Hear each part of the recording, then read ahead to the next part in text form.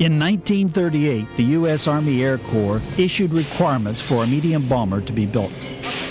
They wanted one that could fly faster than 300 miles per hour and capable of carrying a bomb load of 3,000 pounds with a range of 2,000 miles. North American Aviation had already privately been working on such a project. With a wingspan of 67 feet 7 inches and two Wright 1,700 horsepower engines, the B-25 was a can-do kind of plane that succeeded in almost every imaginable assignment and came back asking for more. Originally designed for mid-level bombing, the B-25 proved itself as a low-level gunner as well. Twin engines and a twin fin tail, the B-25 arguably the most recognized warplane profile in World War II. It was manufactured with various nose configurations, from multi-machine guns to cannons, but probably the most common would be the glass nose. Starting in 1940, manufacturers built an estimated 10,000 B-25s before the war ended. Many continued in service even after the war ended. But today there are less than 50 of these bombers still flying. Kermit Weeks is one of those committed to keeping the B-25 and their stories alive. Weeks is the creator of Fantasy of Flight, the world's greatest aircraft collection near Orlando, Florida. One of its star attractions is the Apache Princess, one of the 50 still flying. Weeks had his Apache Princess restored to its original condition, right down to the smallest detail.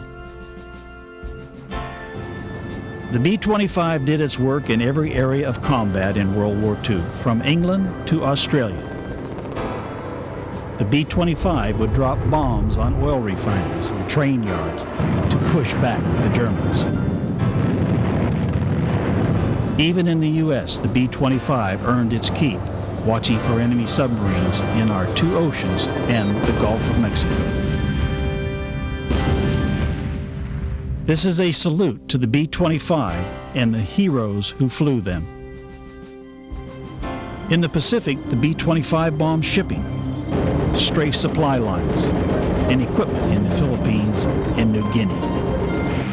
Apache Princess was part of the 345th Bomb Group known as the Air Apaches. The Air Apaches were the first full Air Force combat group sent to the Pacific in World War II. As a low-level bomber, they would drop 58,000 bombs over Japanese-occupied airfields and installations. Strafing would be the role that the 345th would become famous for.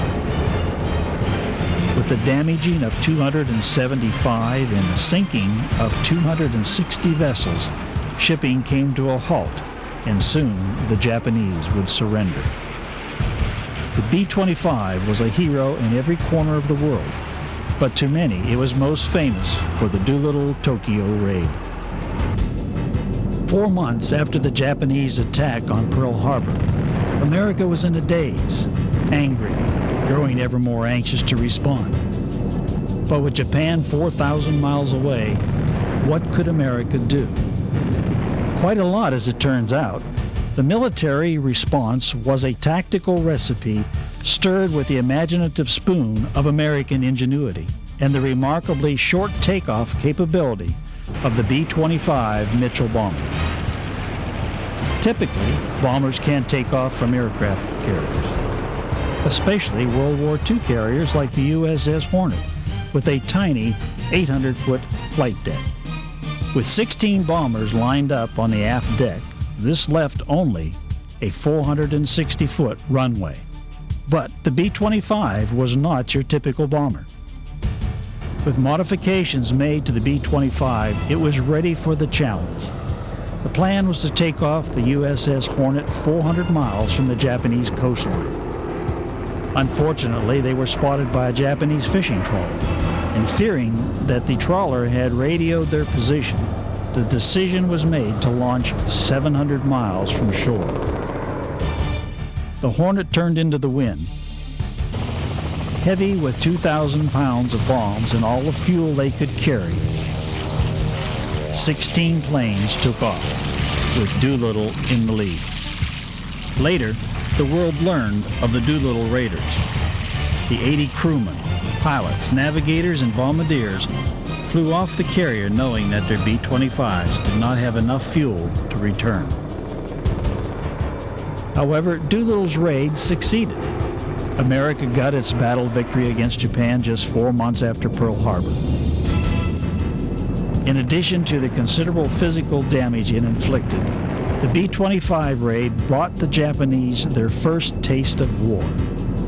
Japan was forced to keep large fleets of fighter aircraft on their home island rather than deploying them forward.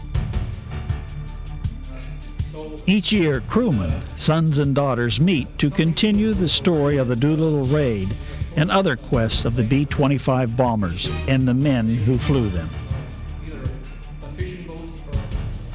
At the Doolittle meeting in California, Kermit met Roman Otimus. Roman flew the original Apache Princess in World War II, and Kermit was honored in giving him the opportunity of once again sitting at the controls and reliving some of those most memorable experiences. At the Doolittle meeting in South Carolina, he gave Jay Moore that same experience.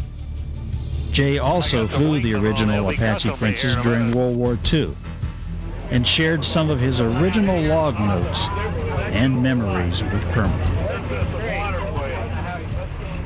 Just recently, Kermit flew his Apache Princess to Sun & Fun Fly-In in Lakeland, Florida, where it was judged and won Grand Champion World War II warbird. The Apache Princess is still making bomb runs today, but the ordnance have changed from bombs to watermelons. Here at the Fort Lauderdale Air and Sea Show, thousands of people watched as Kermit released his 1,200 pounds of watermelons, a far cry from yesteryear.